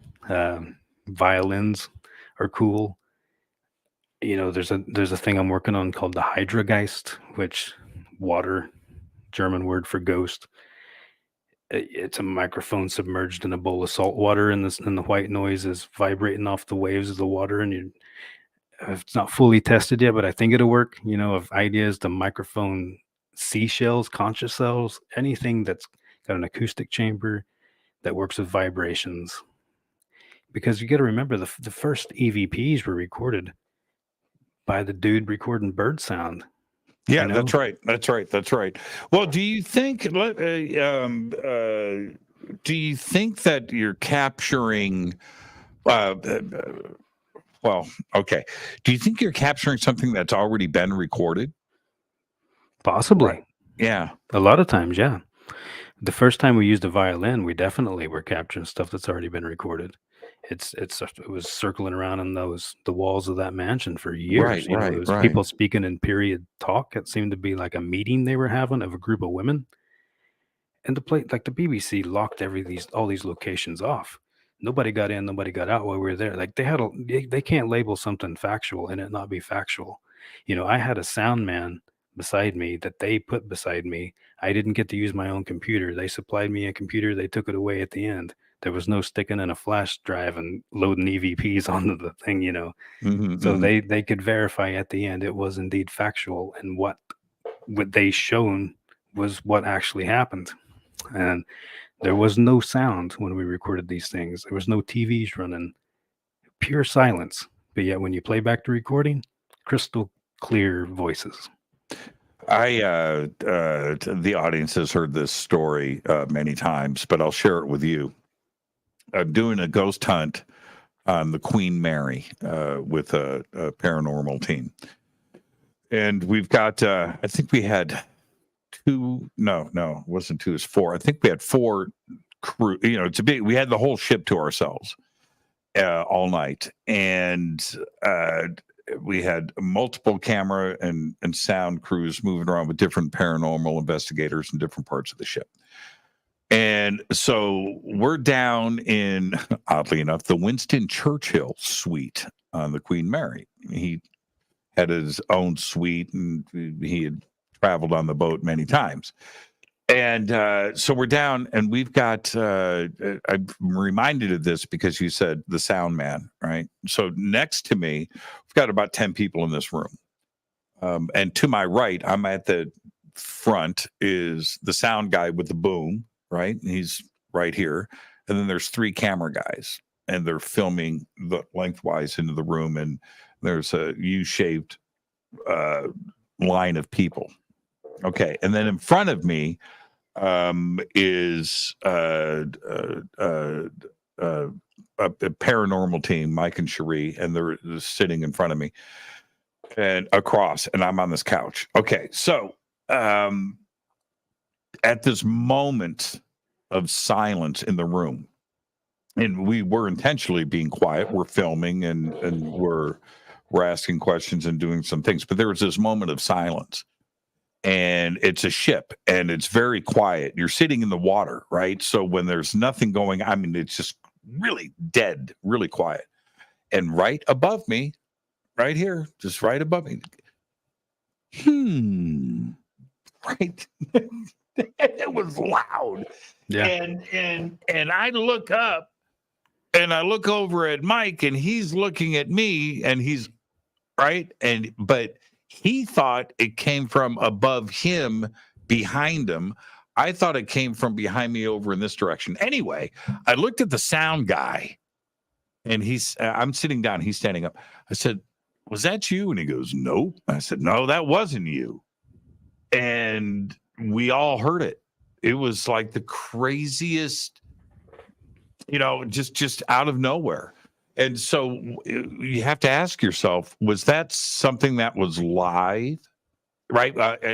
Live, like in real time? Or is it something that is recorded? Is it from the past, replaying itself? When you see You hear these stories of Confederate soldiers, right, on Gettysburg. Well, are those soldiers walking around today, lost souls, or are we looking at a recording, right? I Something think in that's that replaying. instance, you're looking at a recording, because if you look at those videos of that, you'll see that the ground that they're walking on isn't the same level as the ground is today. Like, a bit of their legs would be underground, whereas it seems to be a replay of the conditions that were back then. Yeah, I've watched a lot of that Gettysburg footage, and there's something not quite right with their legs. It's not like they're walking on today's ground. It's like they're walking on a 150-year-old ground. The levels are different and stuff. That seems to be some sort of recording, and I think there's ingredients. Something happens energetically that mixes with the environment, and you're creating a video loop that, when conditions are just right, can replay again. If we can build it, you look at a camera's got the quartz crystal and everything in it. The same that same condition can happen in the wild with water. Water retains memory and can record things. Stone can do it. We were in a place, it's a hospital now, but it used to be a workhouse. And for those who don't know, workhouses, they were dreadful places that, poor people and single mothers and stuff, and orphan children got sent to here during the famine and they basically worked and were mistreated and things like that. And we were taking a break, and it was our team, a couple of producers, a couple of directors, some sound people, and this baby started screaming. We were the only ones there. This baby started crying and screaming loud as a baby right there in your arms would scream. And we had no recording equipment on, no cameras on. We all just sat there with cups of coffee looking at each other like, is this happening? What when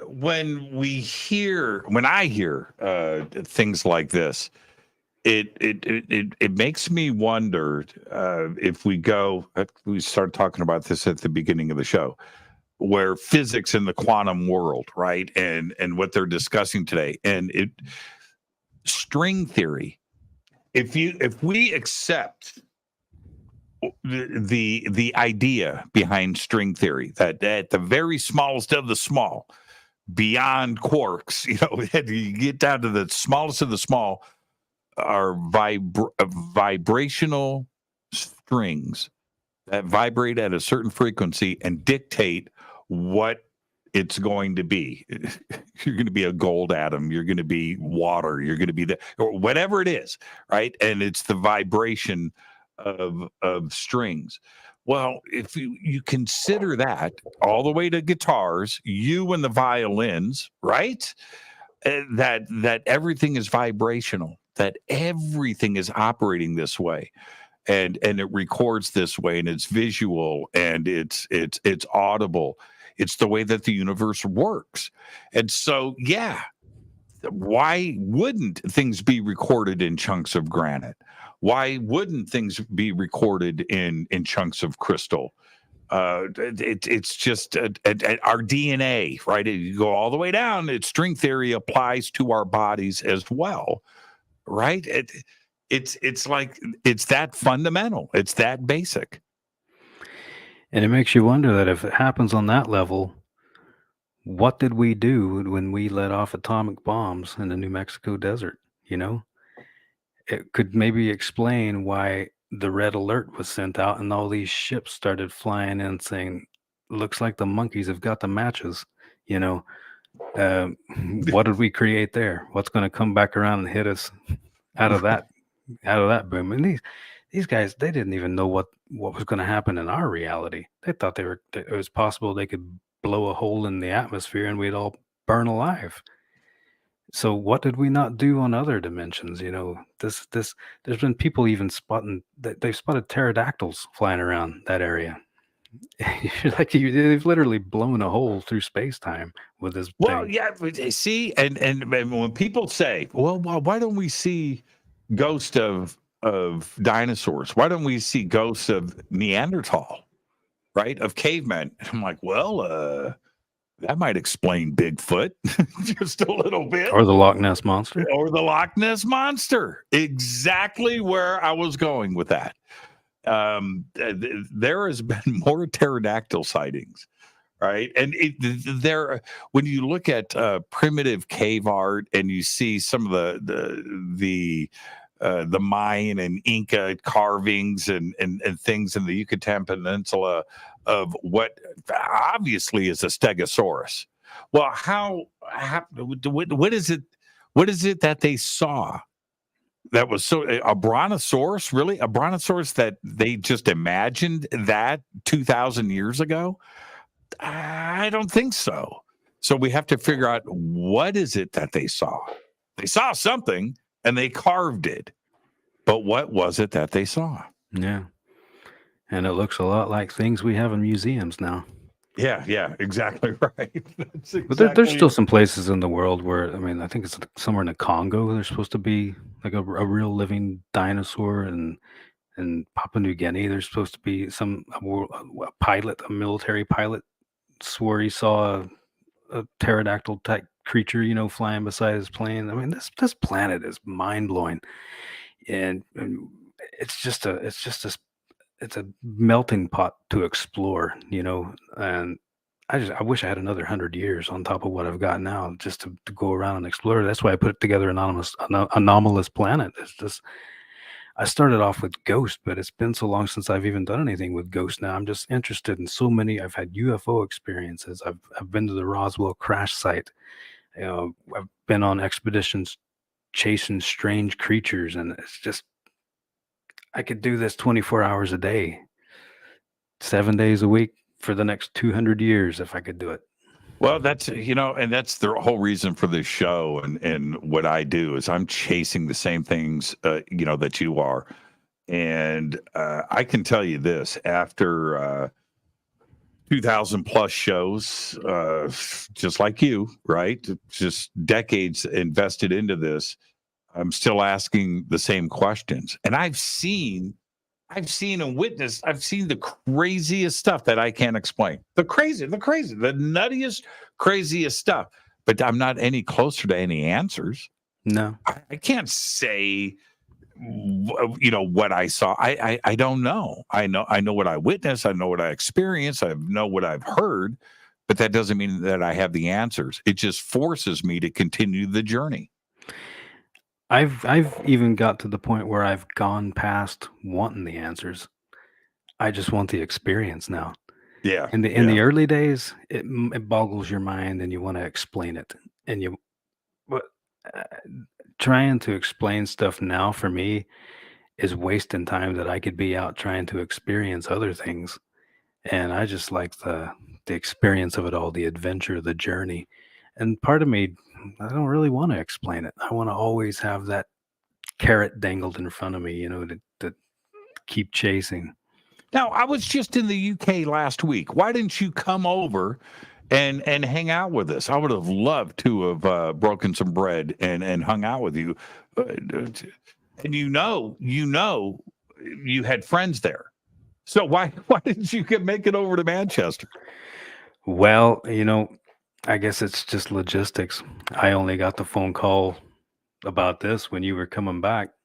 And even when the friends I was telling you about were putting the pictures on Instagram, I didn't even realize that was going on, or I would have maybe tried to make it down there. But, the planes, they fly every day. We can make other occasions. Yeah, we can. And we certainly will. What impressed me when I do conferences, I love hanging out with people that go, and they're so smart and intelligent, and everybody's got their journey. But let me say this about the UK UFO paranormal community: smart. Holy crap, man! And I always thought about that. The smart. everybody that I knew that knew a lot about jazz, or that knew what kind of socks Jimmy Page wore, or what kind of string, or what, it was always somebody from France. It was always somebody from Germany or from Brazil, where when they get into something, they get into it and they study the little minutia of every single detail and they memorize it. Here in America, we're too distracted. We don't get into things as deeply. And that's what I experienced in the UK. A deep, deep, profound knowledge of the subject with everybody that was there at the conference. Yeah, they're a very intelligent and proper race of people. Especially for an American being over here, you've really got to have your stuff together to join in on the conversation or to present, because if there's a way to hold you to account, you'll be held to account. You got to get real smart real quick and become a good listener, because you talk too much in this sort of audience and you're going to miss stuff. That's what sort of struck me about the people too, is they are very intelligent and knowledgeable on a lot of subjects. Like, back home, it would only be people that are in the rock music that would know the rock bands, where everybody here would know Zeppelin, Floyd, and they wouldn't just know the name, they would know all about them. The people you would least expect to be into Rush and aren't even into Rush, but would know about Rush and would know the history of Rush. They love to learn. They love knowledge here. Yeah, I have out in the living room, I've got one of Alex Lifeson's Les Pauls with the Floyd Rose on it. And man, love that guitar. I love it. When I remember, it just reminds me of Frank Zappa, Joe's Garage, that song, Joe's Garage. Play that song again and again, right? The same three chords became a symphony. I had a garage band in high school, and it must have drove my parents crazy, by the way. We would play Working Man all day long. Yeah. All day. 8 hours of Working Man, just all the way through, all day long. And that's when you bring up Rush. I mean, seriously, it's a big part of my childhood. But man, I can only imagine my mom. She had the patience of a saint to put up with Working Man coming out of the garage for 12 hours at ear bleed levels, right? Yeah. You'd almost see the signs taped on the wall, no Working Man. Yeah, right. And no stairway. No stairway, no Working Man. Mark, thank you so much. Where can everybody go and reach out to you? The best place is just my website, marklcowden.com. Anything I've got going, you can find there. Links to other places, video clips, footage. That's usually the place to go. And the links for that are below. And we also have AnonymousPlanet.com as well. And the links are below. Mark, thank you so much. I look forward to hanging out with you, my friend. Thank you. Thank you for everything that you do, man. Great night on the show. Thank you so much. Thanks for having me. Speak soon. The absolute very best. That was a perfect show for me.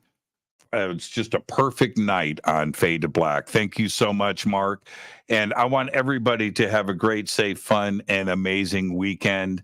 I rested last weekend for sure after working for a couple of months, but I've got a very busy second half of the year right there in front of me. So I'm going to enjoy my weekend this weekend, and it starts now. Fade to Black is produced by Hilton J. Palm, Renee Newman, and Michelle Freed. Thank you to Dennis and Kevin. Webmasters, Drew the Geek. Music, Doug Aldrich. Intro, Spaceboy. SpaceboyMusic.com. Fade to Black is produced by KJCR for the Game Changer Network. This broadcast is owned and copyrighted 2023 by Fade to Black and the Game Changer Network, Inc. It cannot be rebroadcast, downloaded, copied, or used anywhere in the known universe without written permission from Fade to Black or the Game Changer Network. I'm your host, Jimmy Church. Everybody have a great, safe, fun, and amazing weekend. I'll see you right here on Monday. Go Beckley Teppy.